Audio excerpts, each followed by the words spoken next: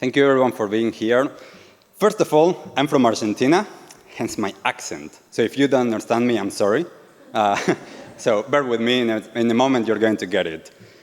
I have been very blessed that I grew up in a family that my parents were interested in self-development, in spirituality, and growing up as a teenager especially, I got a lot of that. So I am blessed to have that amazing foundation, and this is one of the things that I aim for everyone to know, because I know that everyone can get to that place. So we heard from Ben and we heard from Lauren, and the amazing things that we have the capability of doing, but a lot of them, we are not doing them.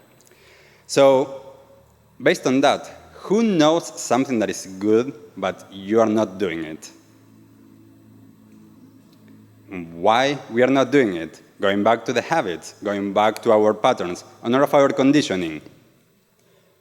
One of the things that I always try to share with everyone when I'm doing a workshop, when I'm doing a class, is to come back to our body. How many of you feel connected to your body? That means that, how many not? A lot of us, we are disconnected. We are taught to live here. We are taught to live in our heads. And I grew up as a very heady person, as a very shy, stressed out person that would not share with anyone what was going on in here. And I started noticing that as I was growing up, what I was doing wasn't what I wanted to be. So every single day I was getting stressed, and I got to the point where whenever I was driving, I had that rage inside of me that I wanted to swear to everyone and do all of this crazy stuff. And in Argentina, if you do that, that's not a good thing because people will get out of their cars. And so I learned I don't need to do that. But I wanted to learn really how do I connect with myself, how do I connect with my body. And I found some different techniques that my parents were teaching me, and that I was reading on books, and that I was actually starting to explore, that really, really helped me. The amazing practice that is Tibetan Yoga, that for most people have never heard of it, it changed my life, so much so that after some years of practicing that, I decided that I wanted to go and live in the middle of a mountain in California at a Tibetan Buddhist retreat center. And I lived there for a few years, practicing and practicing and practicing. And I learned a lot of things during that I would love to share with you if you're open for it. One of the things is understanding the power that we have. Do you feel like you're powerful? We are all powerful. We all have that capability. There's nothing that one person can do that, in theory, we can't. But again, we have all of this conditioning. So one of the things for me was practicing, returning to my body. So I'm going to ask you all for a moment to do something with me, that is to understand feelings. But first, how many of you know how to feel your feelings? How many of you think your feelings? Cool. There's a big difference between that.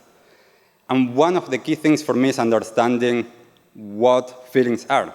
And feelings is the first reaction that our body has to our experience. So I'm going to ask everyone to just do this for a moment. Open your hands, yes. If you want, close your eyes for a moment and notice the palms of your hands.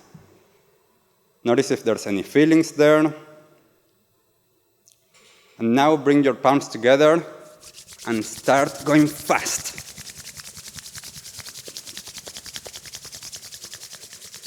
And open them and feel. Notice the palms of your hands. You can leave them there or you can drop them now. Did you feel something more? Yes. So that is what we can experience all of the time. That is the capability that we have. But we are not using our full capability. To understand how to do that, we need to understand how that energy moves and how we react to it. So one of the biggest things that I notice is that I need to work with my feelings, and I need to work with allowing that to flow. If I don't have my body relaxed, that is not going to flow. So I'm going to ask you again to do something with me, and that is just moving your shoulders, a few circles. Good.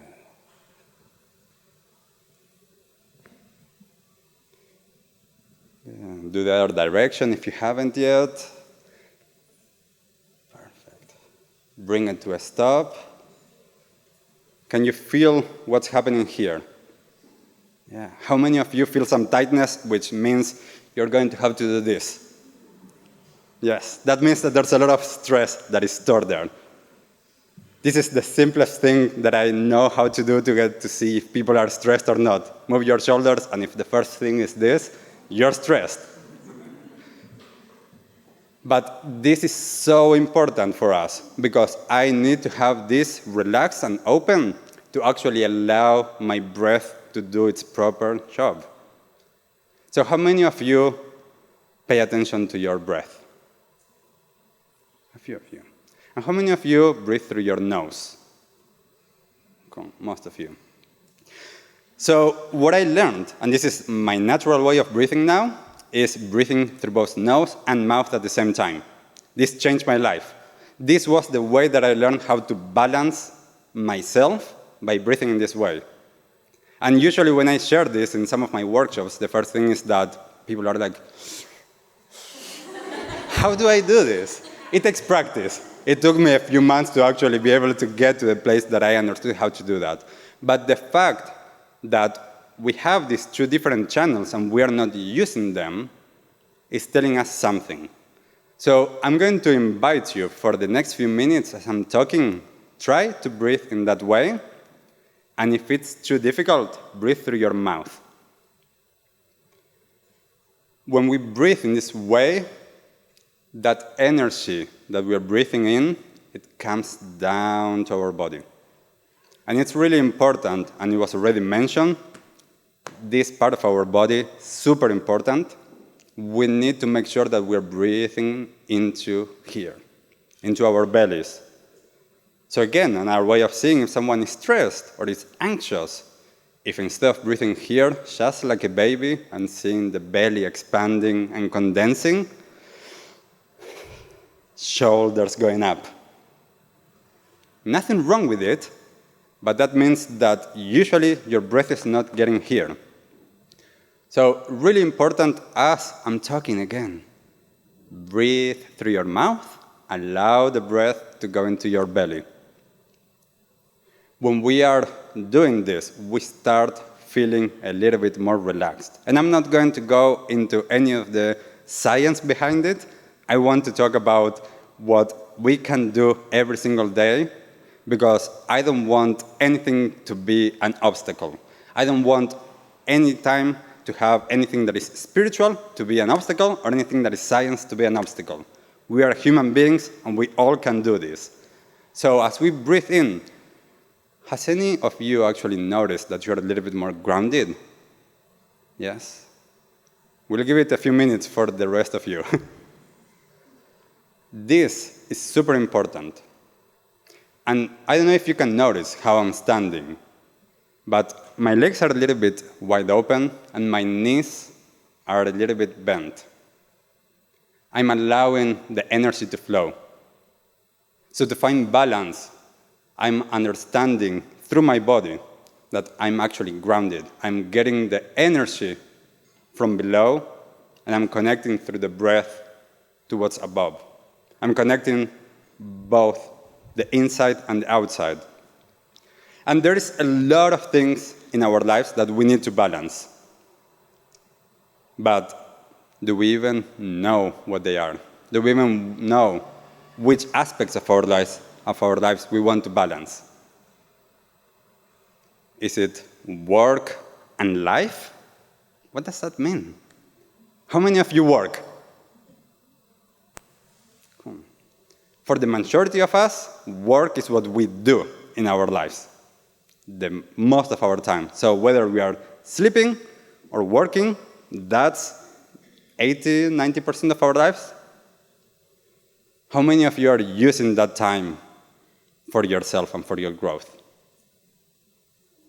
Just a few of you.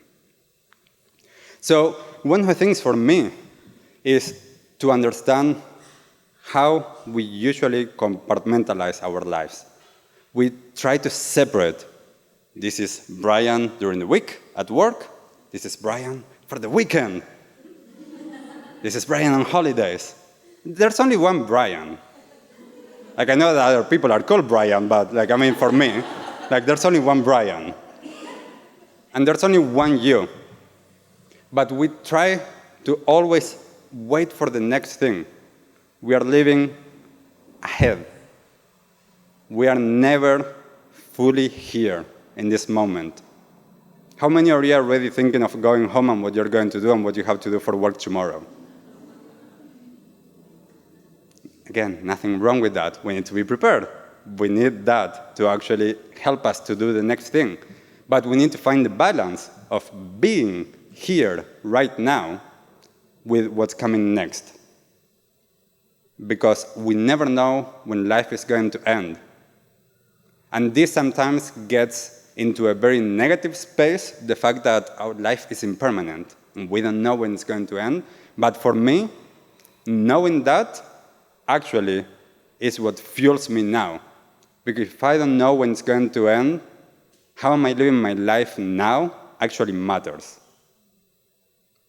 So understanding that I have the power to take control of my life by understanding how my body is, how my shoulders are, how open and prepared my throat is. Is my belly allowing that inhaling and exhaling to move it just like a baby? So understanding that we have different aspects of our life that I want to balance. And nowadays, this is a super interesting topic, balancing the feminine and the masculine. Not talking about women and men, talking about feminine and masculine. There's a lot of women that have much more masculine energy than me, because I worked a lot on my feminine energy. That means that I am more attuned to certain aspects and characteristics that are within me that weren't there before. So I'm allowing myself, in that sense, to be more open, more generous, to be more caring, to be more in touch with my feelings, and to allow. I think that, Lauren, you mentioned before as well, how many of us allow ourselves to just receive? Especially when we are givers. If we are giving, we don't allow ourselves to receive.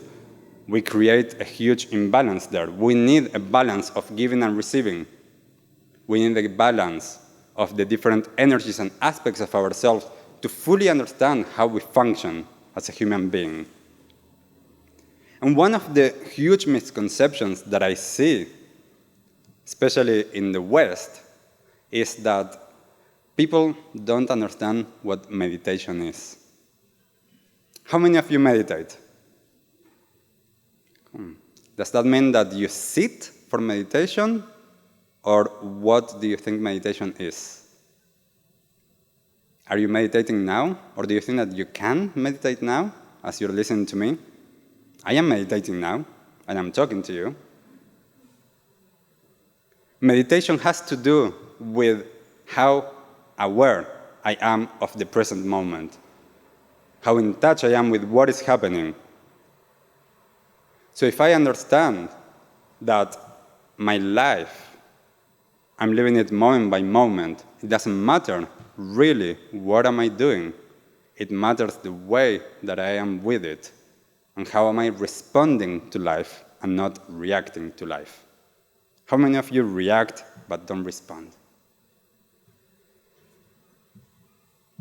When things happen to us, we tend to get into automatic patterns. This, for most of us, is true. How many of you live in an automatic pilot? And where are we going? Do we know where are we going? We're working hard.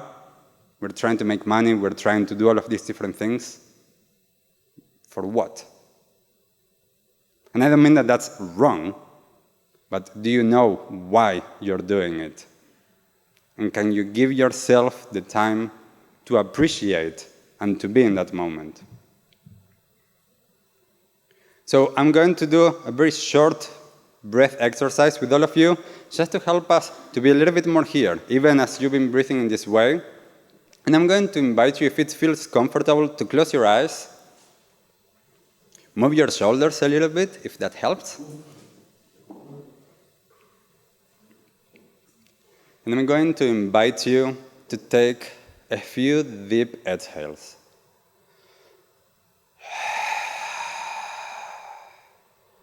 I want to hear it.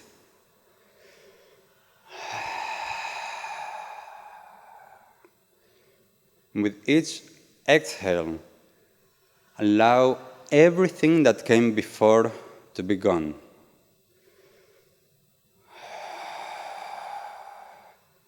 Everything that you've been worrying or stressing about, allow that to be gone. That's not here.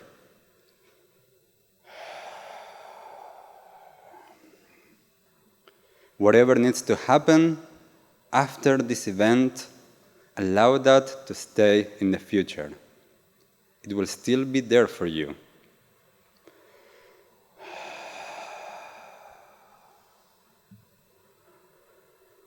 And allow the breath now to come back to a natural rhythm. Keep on breathing through your mouth. Allow that breath to flow all the way down to your belly. Notice your belly inflating and deflating. And giving yourself the permission, even if it's for a moment, to be here, now, present in this room, in your body. And to go in and to notice, how does your inner landscape look like at this moment? Without judging it, just noticing the feelings.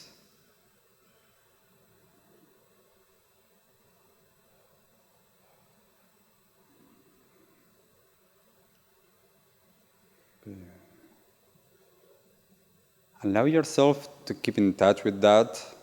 You can open your eyes. I want to empower all of you to understand that by doing something as simple as this, or as simple as the rest of the techniques that you learned today, that you actually can change your life.